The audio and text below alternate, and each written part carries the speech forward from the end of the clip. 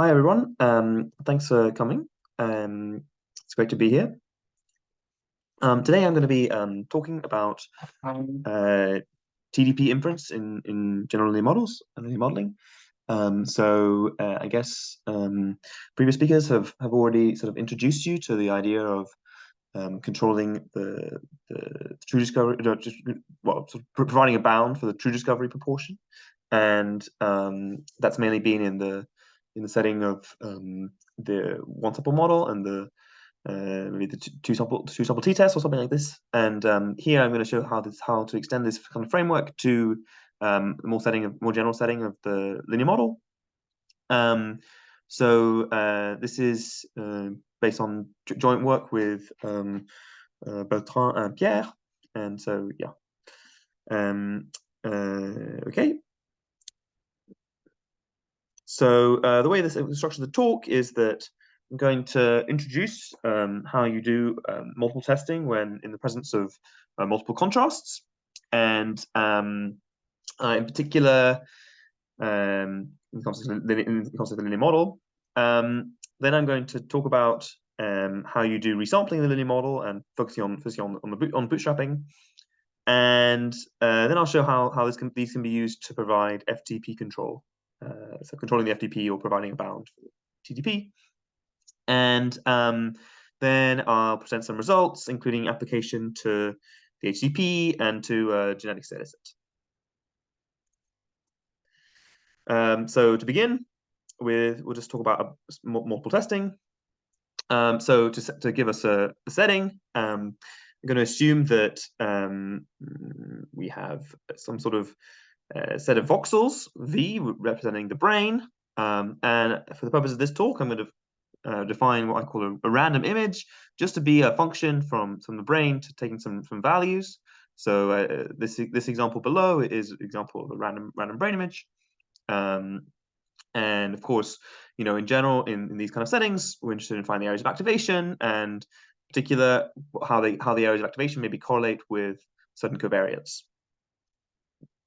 So in particular, for the duration of this talk, I'm going to be working within the following framework, where we assume that we have essentially n IID images, yi, which represent the brain, the brain level data for n subjects, n independent subjects, so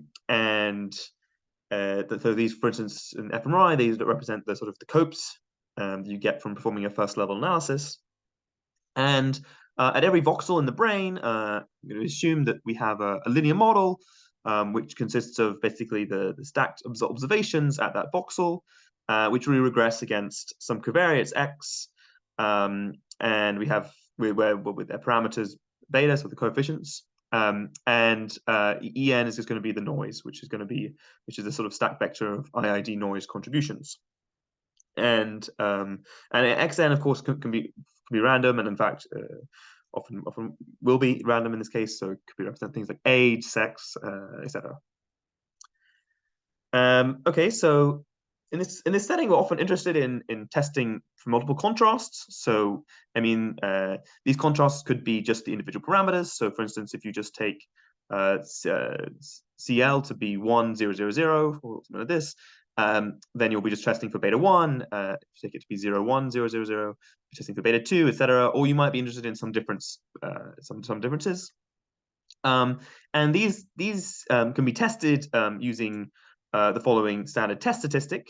What happens is that then you have basically a test at every voxel and over every contrast. So you have sort of V times L tests in total. That leads to a large multiple testing problem, primarily caused by the brain, the fact that you have so many voxels over the brain, but also caused by the fact that you're working over multiple contrasts here. And so we want to control for false positives in the setting. And to do so, we can define p-values. So every voxel, basically, assuming that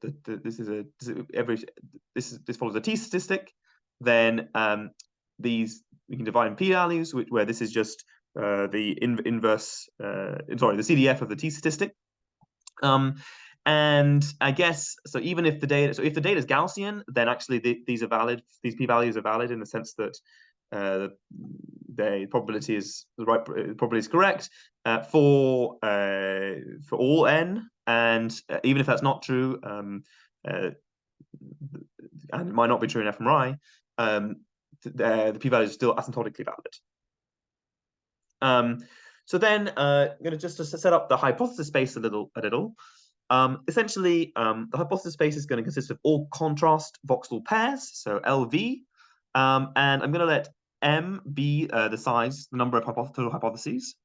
So the idea is, of course, that every voxel you're testing each of these different L contrasts. And I'm going to let N represent essentially the set of null hypotheses. So again, this is over voxel contrasts. So at some voxels, some contrasts could be active and other voxels not, etc.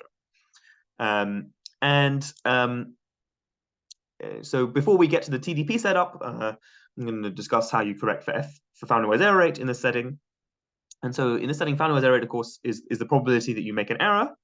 And usually what we do is we choose a threshold U, and we reject at the pair LV if the test statistic exceeds the level U. And because we're doing two-sided testing, we're using the absolute value of the test statistic. So in order to do that, what that means is that we need to find a threshold U such that rejecting at this level, this procedure, means that the Fowler-Wise error rate is less than or equal to a level alpha. So in this context, for this rejection procedure, the Fowler-Wise error rate is just the probability that the maximum is greater than the maximum over the null set is greater than U for this level U, and so we're trying to control this to a level alpha. Now, so in order to do that, I'm going to define another quantity called S, which is just the t-statistic but demeaned. So if you could call it, so the t-statistic before was just the same as this, but without this minus beta v here. That was TNV. And for demonstration purposes, this is going to be useful. Essentially, the test statistic is equal to S. The t is equal to S if you're on the null set. Because then CL transpose beta V is equal to 0. And what that means is that we can essentially write these equivalents, because this is over the null set. And this, of course, can be upper bounded by just the maximum over the whole space. So if we can calculate this probability, then we can control this to a level, perhaps a level alpha. And in particular, that will control the Fowler-Wise error rate to a level alpha, because that's just equal to that. So in order to control the Fowler-Wise error rate, we can basically focus on this probability. Now, yes, so this is just repeating from the previous slide. So basically, we want to control this to level alpha, and so we want quantiles of this distribution. And the way we're going to do that is using resampling. And I guess there are other ways of doing that, such as using random field theory. But for the purposes of this talk, we're going to focus on resampling. So I guess the question is that in the linear model, how do you do resampling? And I guess there are several different ways. Just to lay them out a few. So one is, and I'll go into detail, a little more detail in a second. The first is you can take the residuals, which is basically you estimate the effect data and you subtract it off from the observed data at each voxel, and you can bootstrap them, which means sampling them with replacement. And another approach is to do the same thing, but except instead of bootstrapping, to sign flip. And then a third approach is to apply Friedman-Lane, where you're basically either shuffling or sign flipping the contributions. Though it's worth noting that if you fit Friedman-Lane, where you have multiple contrasts, you need to fit a different model for every different contrast in order to correctly get rid of things. And actually, I didn't list it here, but there's Bianca Alberton and Anderson Winkler. They have a paper on just sort of just describing how this is done. So it's worth noting, however, that So not all methods of permutation work in the linear model. So in particular, and then they're basically not all equally valid. So there's one version of permuting in the linear model, which essentially pre-multiplies the observed data with a permutation matrix, and then tries to regress the covariates on the permuted data, and that works okay if beta is equal to 0, because you're testing the null hypothesis. But if beta is not equal to 0, then it fails. And if you can see that sort of below. So in this equation, we have, if you apply, so remember yn is equal to xn beta plus this en. So if you apply, if you just multiply yn by p, then you can see that that's just equal to this. And the trouble is that when beta is equal to 0, so for all contrasts, when beta is equal to 0, then this is precisely equal to pen. And that's what you want, because you want basically to have exchangeability under the null hypothesis. But the trouble is that if beta is not equal to 0, then this equality to this is not true. That can be a problem, because when we're just assuming that C transpose beta is equal to 0, that doesn't imply that beta is equal to 0. And so actually permuting the y's and regressing against the permuted data does not necessarily mean we are under the right conditions for doing exchangeability, having exchangeability. And so you can't necessarily get validity if you apply this method. Instead, as we sort of discussed above, we need to target this probability here. And we can do that directly using some of these resampling methods.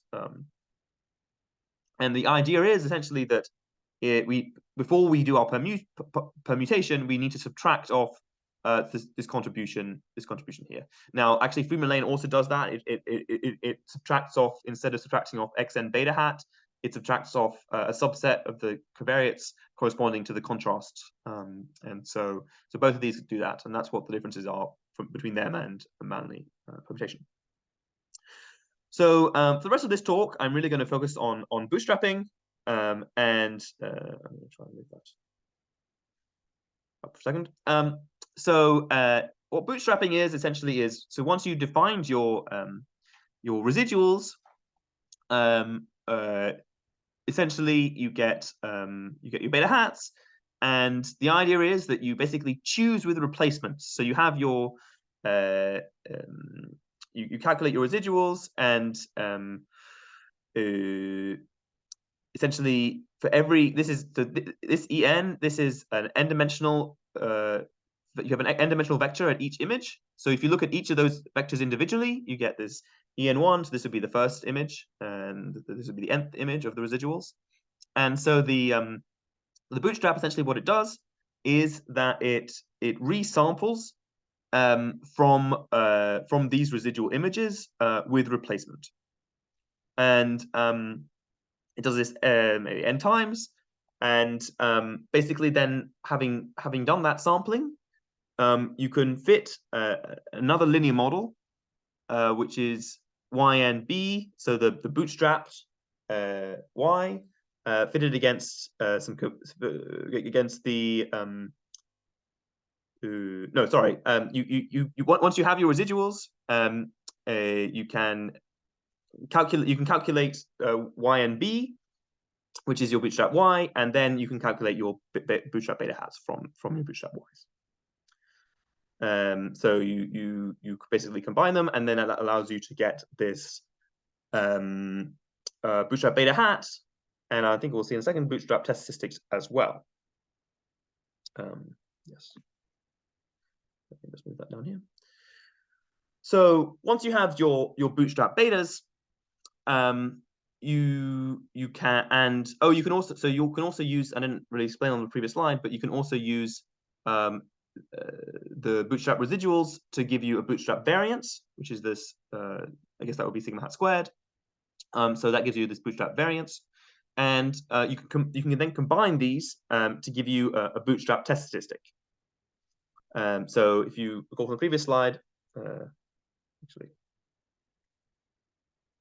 oh yeah, for previous slide, you take your residuals and you plug them in to get your beta hat, but you could also take the variance of your bootstrap. So once you get these bootstraps, which are drawn from this set, you can take the variance to get your bootstrap variance.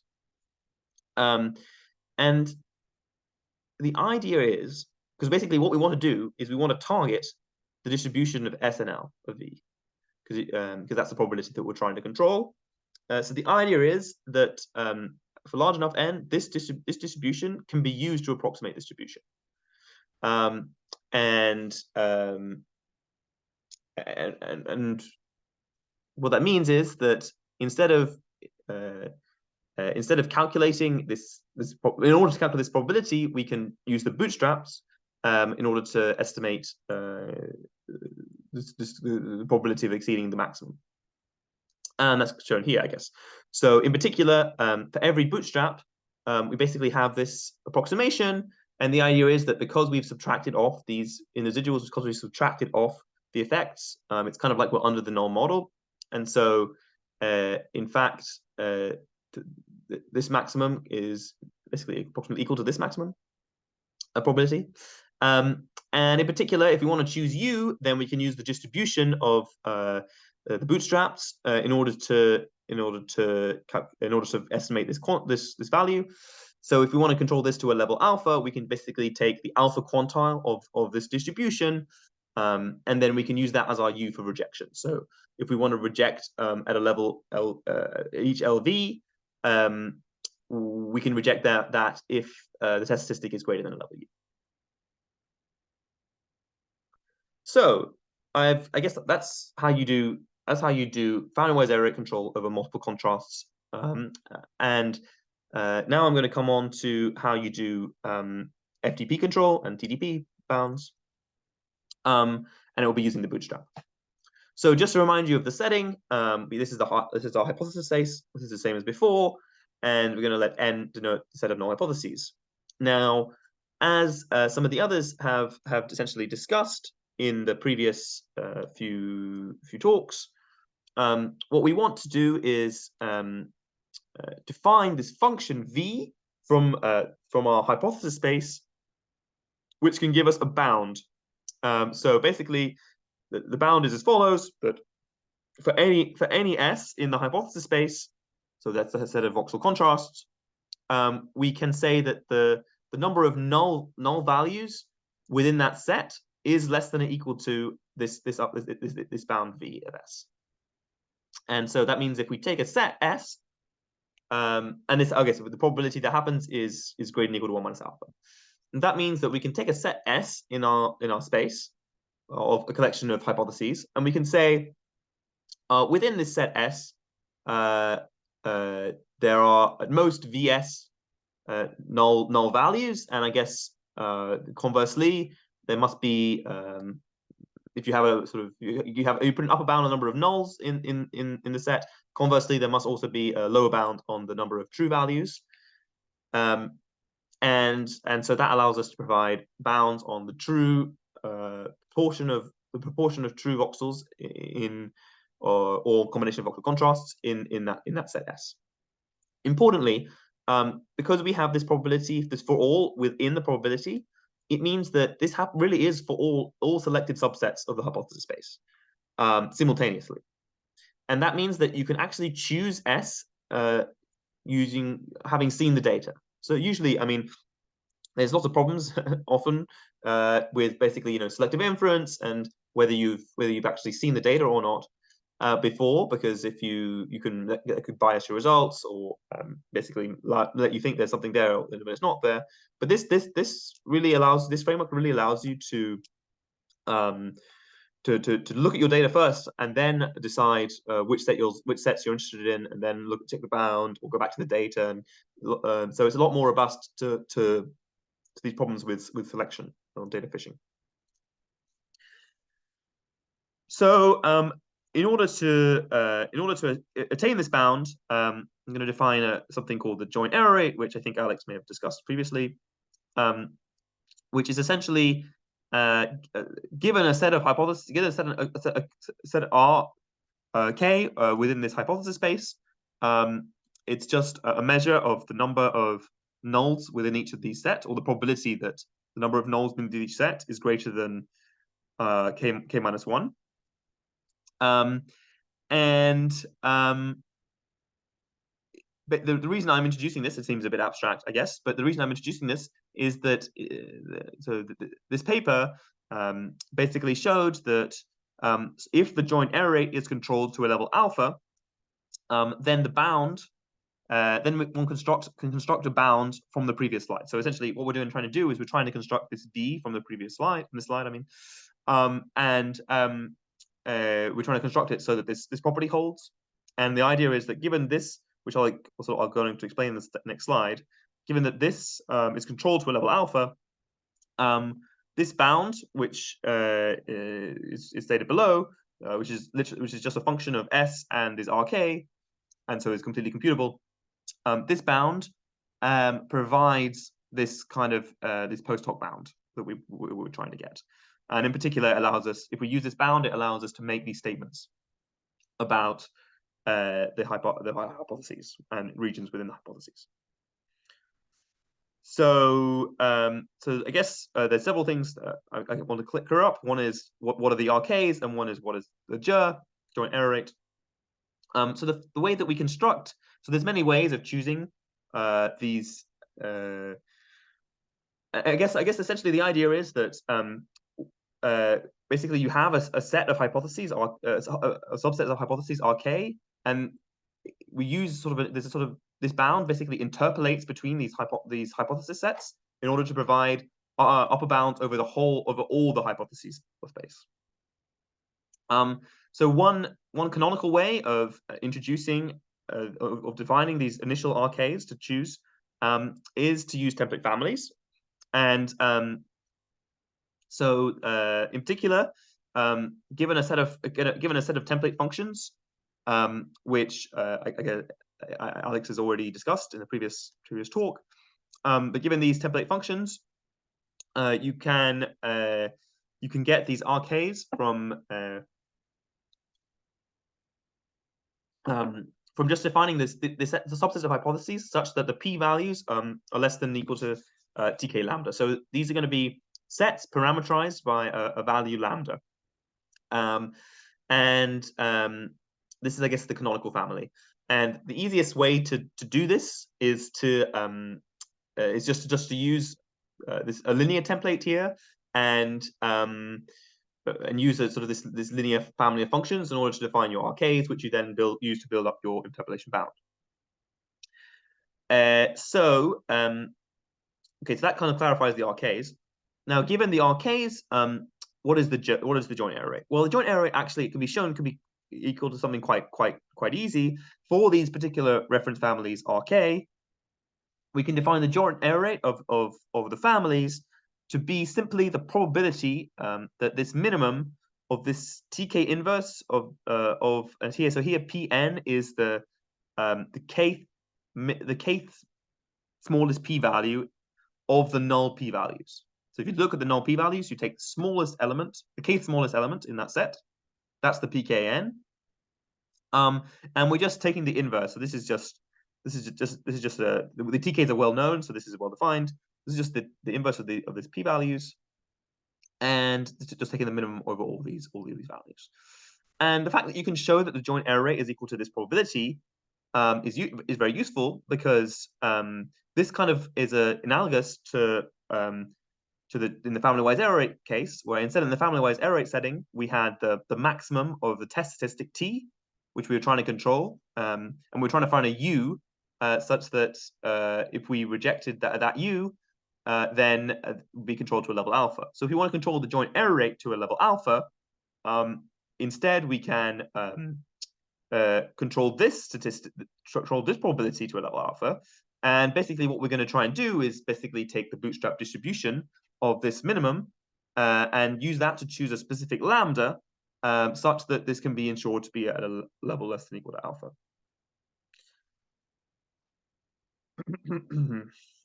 Right. So essentially what that means is we want to calculate this statistic, and basically we're going to do B bootstrap. So we're going to, for each of our bootstrap samples, which are these TBNs, for each of these bootstrap samples, we're going to recompute the value of the statistic, and we're going to then take the alpha quantile so that of those values. And yes, so we're going to take the alpha. We're going to basically take the alpha quantile of those values, and that gives us basically a lambda star. So lambda star is the analogous to the U that we chose above. So I'm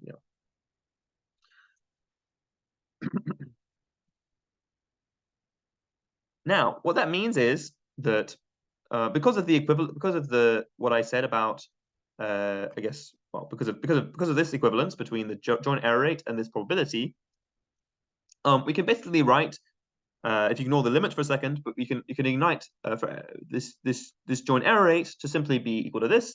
I mean, this is almost by definition.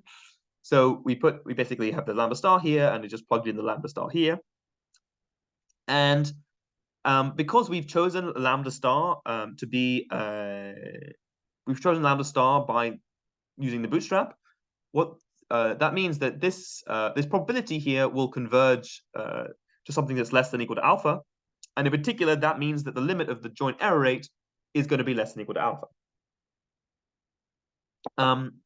Okay, so that's good. So it means that essentially we've ensured that the joint error rate is going to become less than or equal to alpha, and in particular, that means that if we use the bound v, so remember, if you have a set of r's and so the joint error is less than or equal to alpha, then you can define this v. So if you use the corresponding post hoc bound v based on these sets, these RKs based on the lambda star, we can in particular get a post hoc bound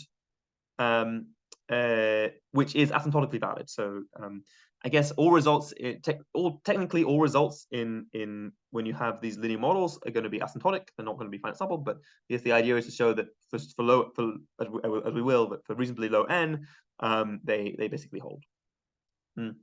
As such, this bound v bar can be used as to provide the simultaneous inference over different sets. And I'll come to some examples in a second, but just to finish up the theory. So basically, I won't go into too much details on this slide, but essentially, you can iterate this algorithm to make a step down, which leads to some slight improvements in terms of power. And I guess the underlying idea is essentially that you can sort of use some information, extra information that you have, and incorporate that in your framework in order to choose a slightly better lambda star based on data. Okay. So I won't dwell on this too much because Jelle has already discussed it in his talk.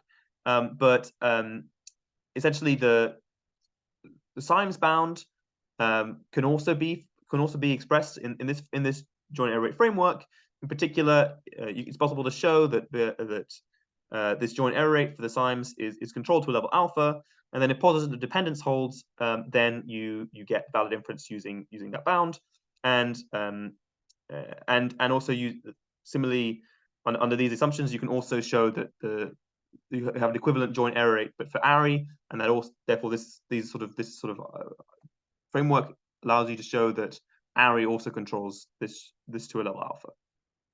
One difficulty is that these parametric methods, they assume positive dependence, and in the case where you have multiple contrasts, positive dependence might not hold because you could have contrasts that are negatively correlated.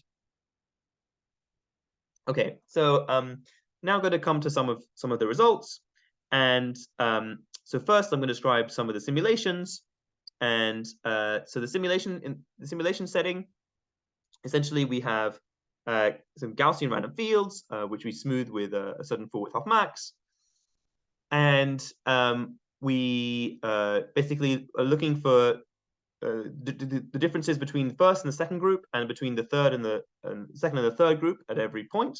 So we have two contrasts that we're testing.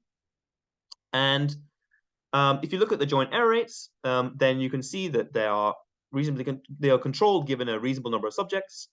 So actually, this becomes convergence is perhaps a bit faster when you have a certain amount of smoothing, and that's because you're trying to bound the quantiles of the maximum, and that's easier to do with high levels of smoothing because the maximum goes a bit less crazy. So you can see that given a reasonable amount of subjects and a reasonable amount of smoothing, maybe so for instance in this setting or maybe in this setting, you basically control the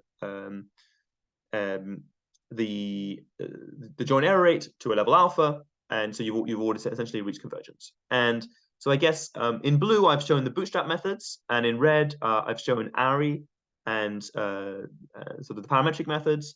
And I guess the trouble with those is that they can be conservative, so they might not satisfy the assumptions, but also they don't quite adjust for the dependence. So I suppose that can be an issue with parametric methods in general, that maybe not quite adjusting for all the dependence between the data in the data. And actually, so if pi naught, I should say, is the proportion of null hypotheses. So in these settings, pi naught is actually taken to be slightly lower. So here pi naught is 8, and you can see that essentially there's a difference between the bootstrapped the bootstraps and their step down. So that happens a lot when you can step down, you have a bit more information you can grasp upon, and when pi naught is low, that allows you to be able to use that. So I'm also going to show a measure of power. So in general, so I guess from the similar intuition based on the fact that the joint error rate was higher, here the power is of these bootstrap methods is quite a lot higher, and that allows us basically shows that in general the parametric methods are less good than some of these resampling based approaches, because they have less power and could give less good bounds. Okay, so now I'm going to come on to an application in fMRI. So in particular, we're going to talk about a data set where we have 365 subjects from the Human Connectome project. And these subjects who are taking this PMAT test, and we're going to regress basically the working memory task and the HTTP against age, sex, height, weight, and some other covariates, and this intelligence measure, which is in fact the PMAT. And in particular, I'm going to be testing the contrast for sex and PMAT, and show you the results. So yes, so basically what I've done here is to take a threshold, is to basically threshold the voxels in order to choose the sets. So in the same way that like you have when you do cluster size inference, you choose an initial cluster size threshold. So here I've taken the usual p equals 001 threshold, and that gives me certain clusters. So you can see these are all different clusters, and within each cluster I provide a certain bound on the true discovery proportion. So I can say, so for instance, within this cluster, which is actually, so this cluster is connected because it may not be so obvious from this picture, but these clusters are 3D. So this is actually one cluster, and you can see that approximately 60% of the voxels within that cluster were active. Similarly, you can look at this cluster and see that maybe 40% of the voxels in that cluster are active. And so this is the top row is for the bootstrap, and the second row is for ARI. And essentially for ARI, you can see that the bounds are slightly less good than for bootstrap, and that makes sense because we know that the power is less good. Yeah. So you can also, so this was for the contrast for PMAT, but there's also a contrast for sex. And if you look at that contrast, actually that you don't find very much for sex in this data example, and actually ARI and the bootstrap get the same result. So I think it finds like 1 or 2 voxels within this small cluster active. So I now have, well, I guess I should say that. Oh yes, so there's no.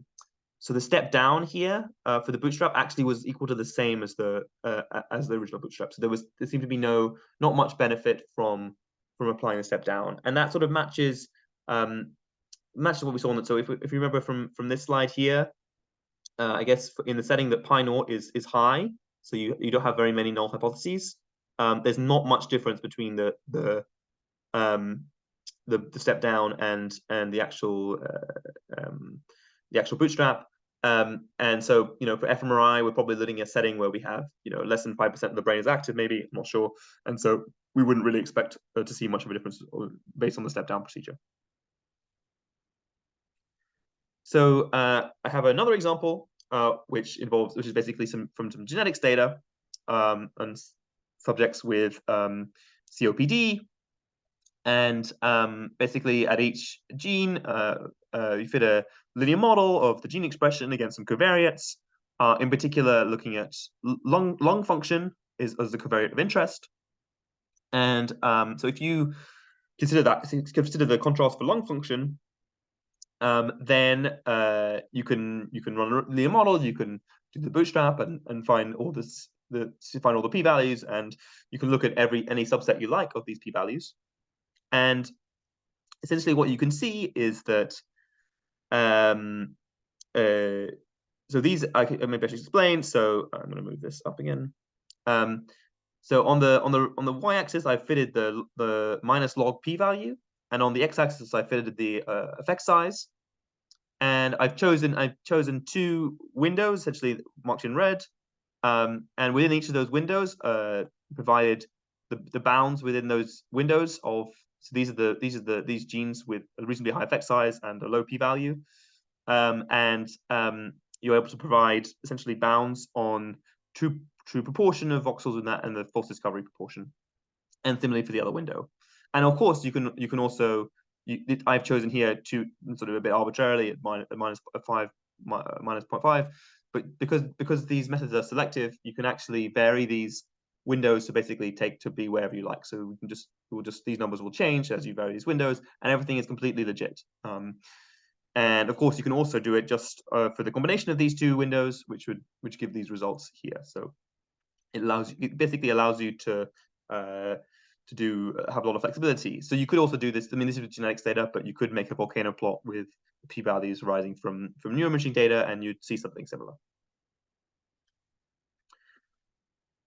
Okay, so to sum up, there are some key advantages from using these resampling approaches over the parametric ones. That's because you can basically account for the dependence in the data, which the parametric methods don't account for. As we'll see later in the practical, there is code available for this, for implementation of this, and it's also available on my website, which is listed below. And basically, a preprint with some more of the details of this talk is also available on my website if you want to have a look at it. Okay, thanks. And so these are some of the important references that I was talking about. Okay, thank you very much. So maybe we have time for a few questions.